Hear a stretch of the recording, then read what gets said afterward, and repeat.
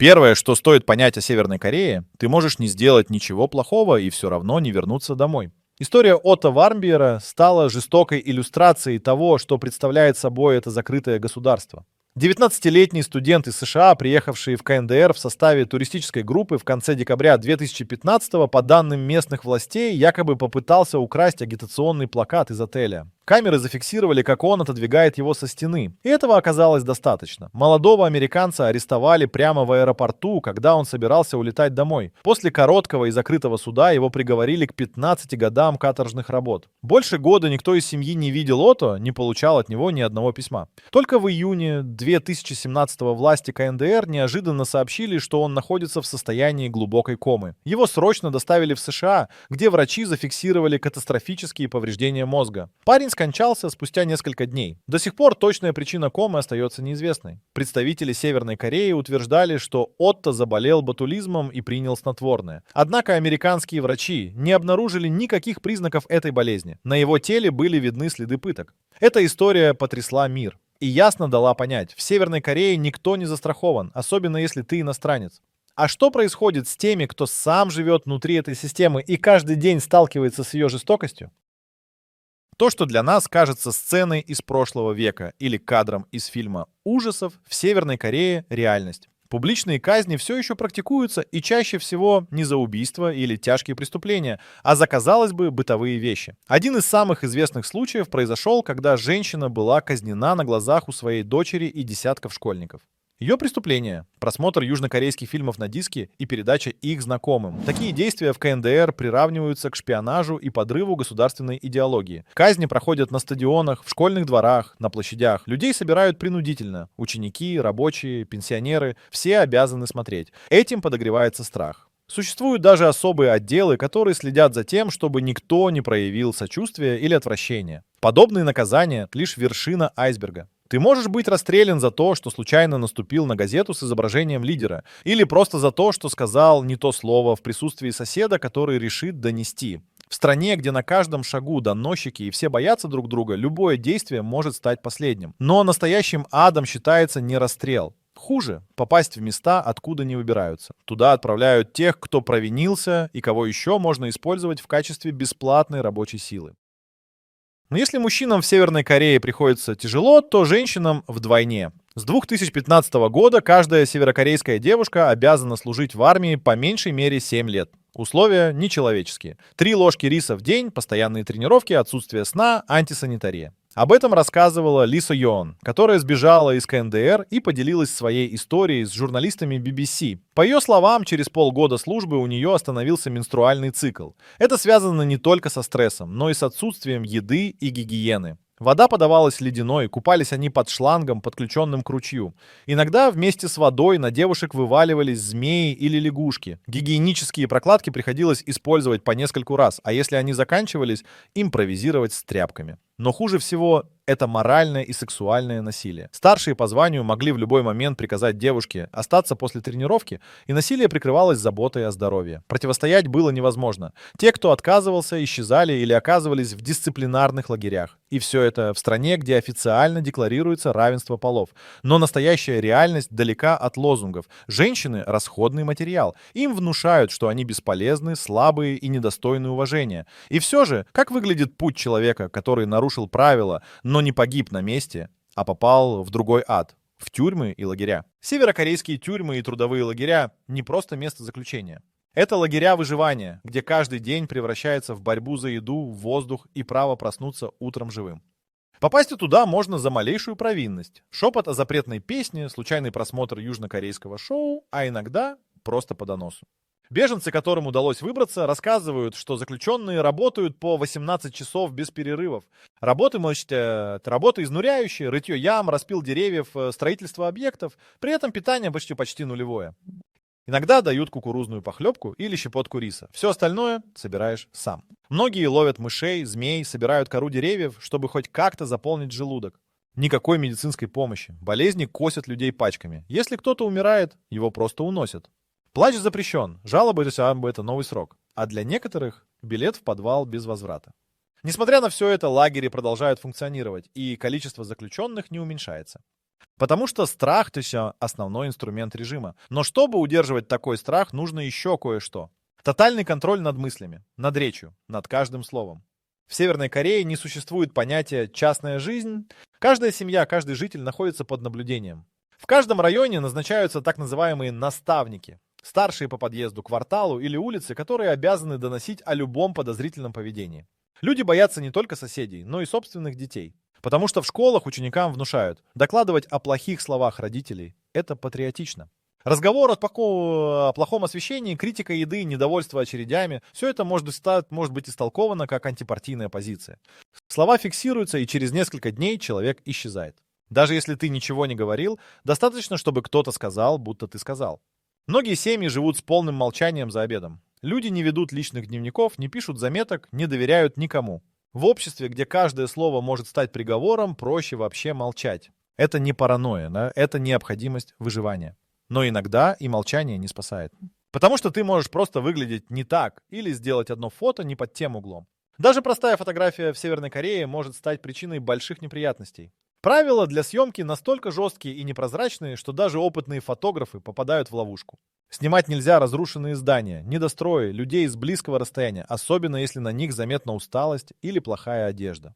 Запрещено фотографировать военных, даже если они просто проходят мимо.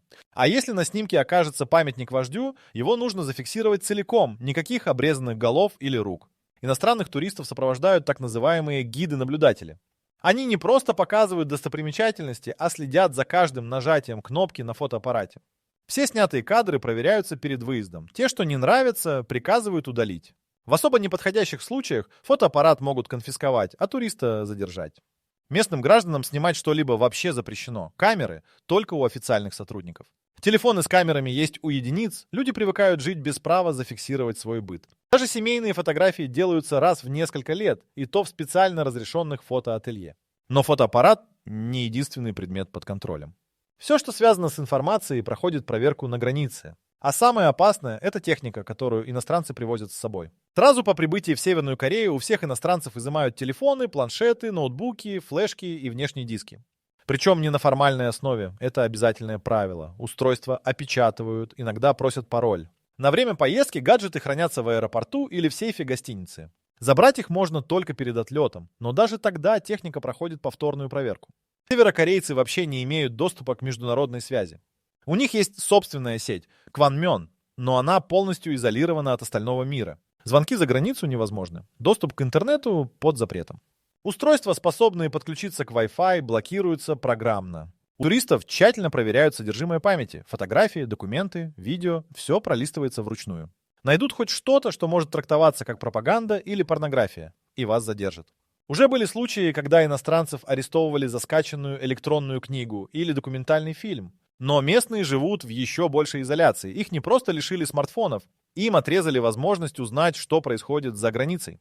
Они живут в полностью контролируемой медийной капсуле, где одна и та же песня может звучать годами, а лицо лидера — единственное изображение на обложках. И все это на фоне ужасающей бедности. В Северной Корее голод не вспышка, а фон всей жизни. Даже в столице магазины часто полупустые. Ассортимент крайне скуден. Кукурузная каша, редис, лапша, иногда соль и соевый соус. Мясо появляется редко и в основном у высших чинов. Остальные довольствуются тем, что удается достать на рынке.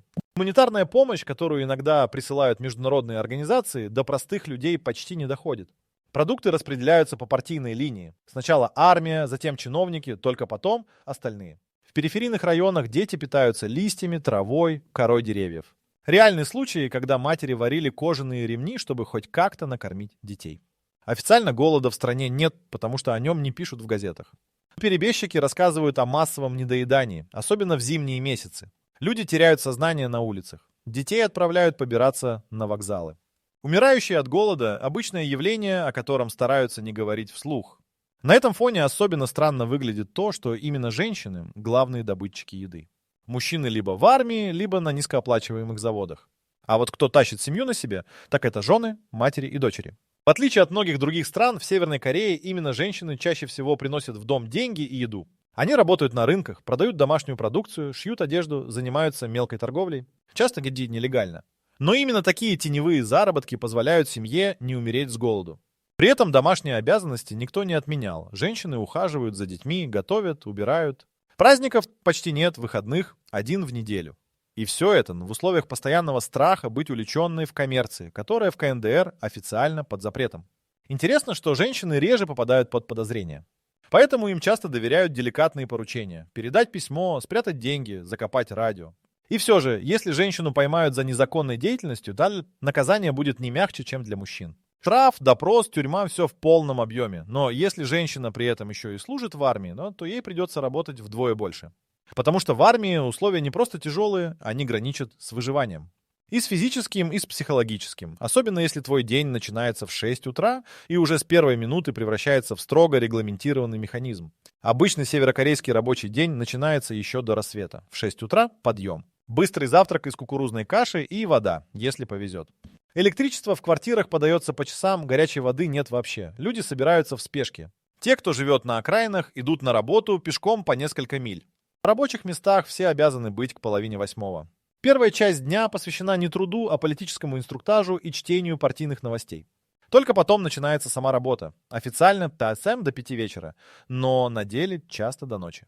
После завершения смены люди не идут домой. Их ждут обязательные собрания, лекции, обмен мнениями.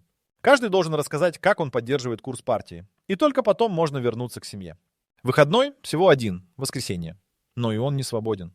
В этот день проходят коллективные мероприятия, обязательная уборка территорий, субботники, участие в парадах. Отказаться нельзя, можно быть обвиненным в саботаже. Жизнь идет по четкому расписанию, от которого нельзя отклониться. И даже брак — это не столько личное решение, сколько акт общественной значимости. В Северной Корее невозможно пройти по улице, не увидев на груди у людей одинаковые металлические значки. Эти значки не просто аксессуар, а обязательный элемент одежды. На них изображены либо Ким Ир Сен, либо Ким Чен Ир, а иногда сразу оба. Носить их должны все, от школьников до пенсионеров. Исключений нет. Каждому значку строгая инструкция. Его нельзя переворачивать, царапать, ронять, а тем более терять. Если значок поврежден или исчез, человек может столкнуться с серьезными проблемами. Бывали случаи, когда людей арестовывали только потому, что они небрежно обращались с изображением вождя. Значок нельзя оставить дома, даже если ты идешь выносить мусор или на пробежку. Это как удостоверение лояльности. На значки обращают внимание повсюду. На собраниях, в транспорте, на рабочих местах. Отсутствие — повод для доноса. Некоторые перебежчики рассказывали, что дети плакали, если теряли значок, знали, что это может обернуться бедой для всей семьи. Значки — один из инструментов идеологического давления. Он всегда с тобой. Он напоминает, ты часть системы, ты не личность, ты винтик, у которого нет права даже на одежду без символа власти. Если даже твой внешний вид под контролем, то что уж говорить о волосах, в Северной Корее не просто нет моды, она заменена на строгий государственный дресс-код. Внешний вид граждан регулируется инструкциями, как одеваться, как стричься, что носить в определенном возрасте и статусе. Особенно это касается женщин. Замужним, к примеру, разрешено выбирать прическу только из официального списка. Как правило, это короткие, строгие варианты. Несоблюдение стандарта может обернуться визитом в отделение милиции. Мужчинам запрещено отращивать волосы длиннее 2 дюймов, а молодым — не длиннее 1. Нарушителей отправляют на принудительную стрижку. Причем не в салон, а в участок, где их могут остригать машинкой прямо в коридоре. Многие парикмахерские государственные, и там стригут исключительно по шаблону. И только самые смелые модницы обращаются к подпольным мастерам, работающим на дому. Это риск и для мастера, и для клиента. Косметика допускается, но только нейтральная, легкая помада, простая тушь. Яркие цвета, контуринг, блестки под запретом. Наряды максимально скромные, без декольте, без джинсов, без рисунков. Одежда должна быть в корейском духе, то есть не выделяться. Подобный контроль распространяется не только на стиль. Даже день свадьбы. Строгое мероприятие с предписанным сценарием. Жениться и выходить замуж в Северной Корее не только личное, но и идеологическое событие. По закону женщина может выйти замуж после 25, мужчина после 27. Раньше нельзя. Пары, желающие узаконить свои отношения, обязаны пройти регистрацию в мэрии, а затем возложить цветы к статуе Ким Ир Сена. Без этого свадьба считается неполной. Сами торжества крайне скромные. Пышных банкетов нет. Все ограничивается семейным ужином, иногда с фотографией у портрета вождя. Не потому, что люди не хотят праздника, а потому, что нет ни ресурсов, ни разрешений. Журналистка Вонг Ма Е, посетившая КНДР с официальной миссией, рассказывала о паре, которую она сфотографировала в день их свадьбы. На вопрос, зачем они решили пожениться, ответ был: «Мы хотим родить детей, которые вырастут и будут служить нашему лидеру». Эта фраза многое говорит о приоритетах общества. Даже любовь в этой стране– часть системы.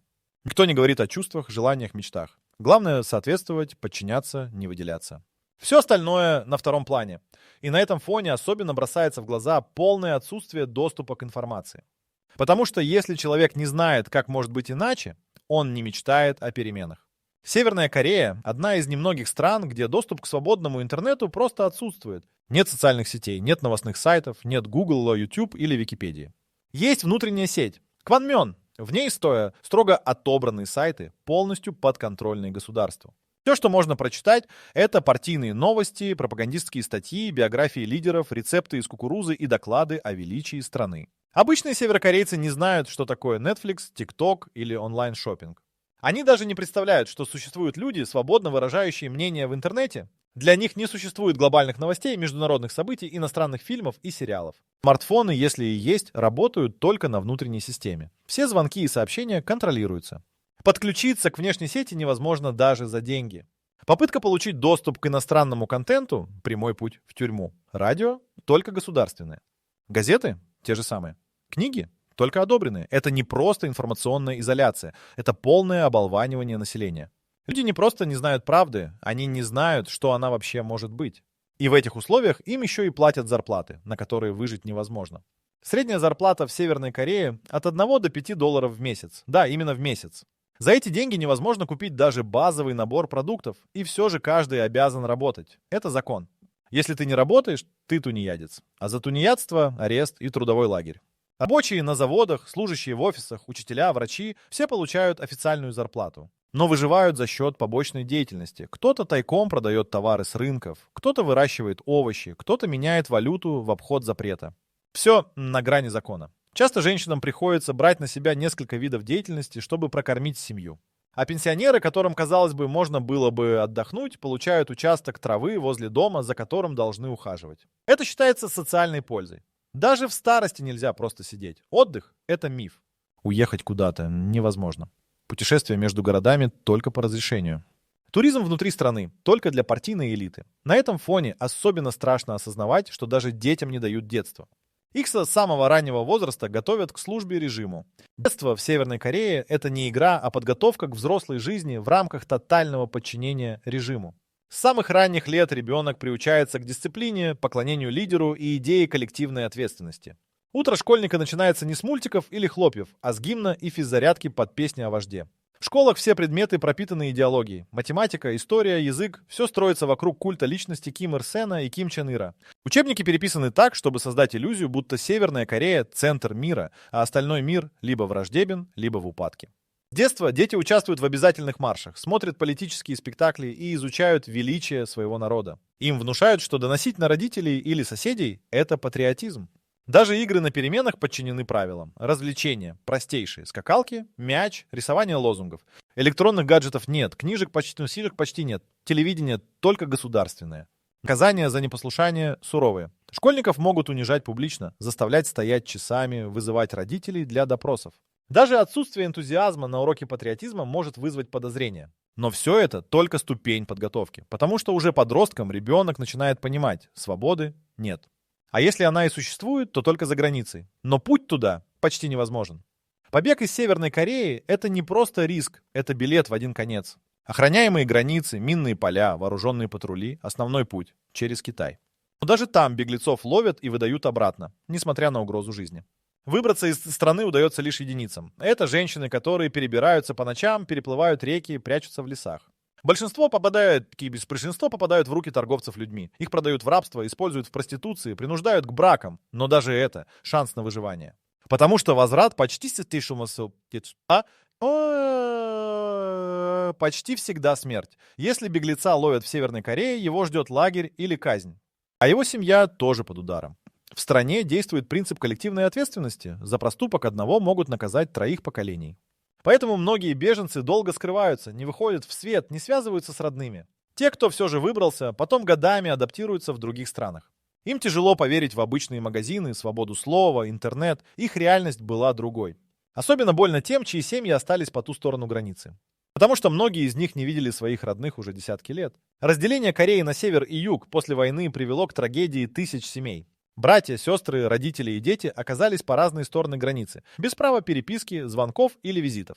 Десятилетия прошли, а люди до сих пор не могут даже узнать, живы ли их близкие. Изредка при особых договоренностях между правительствами проводятся встречи родственников. Обычно они проходят в специальных залах под наблюдением охраны с жестким регламентом. Длится такая встреча несколько часов, и все, прощание, как прощание навсегда. Обниматься разрешают только в последние минуты. Больше контактов не будет. Люди приезжают на эти встречи с фотографиями, письмами, детскими игрушками и уезжают с чувством пустоты, потому что не знают, увидятся ли снова.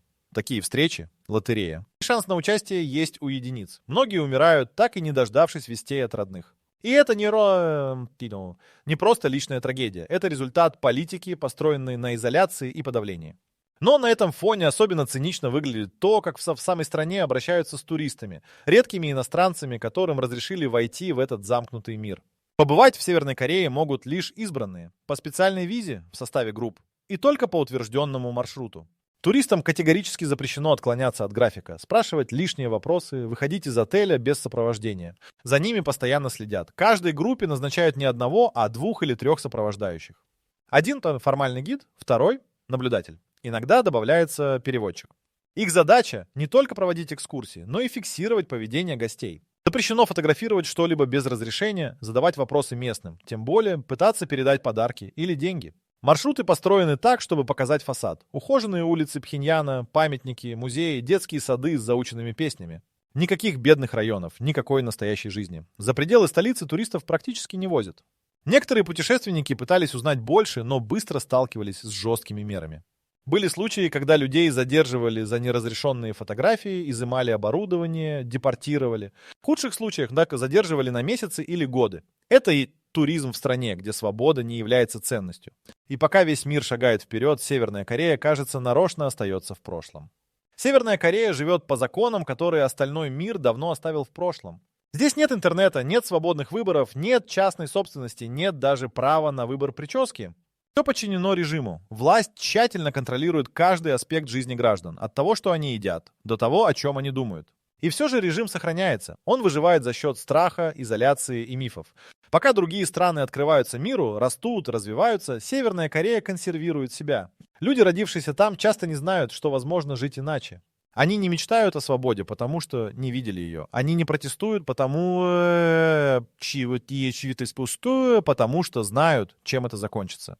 И все же, несмотря на всю жестокость системы, находятся те, кто мечтает вырваться. Кто рискует? Кто делится правдой? Благодаря этим смелым голосам мы узнаем, что происходит внутри самого закрытого государства на планете. И мы обязаны не закрывать на это глаза.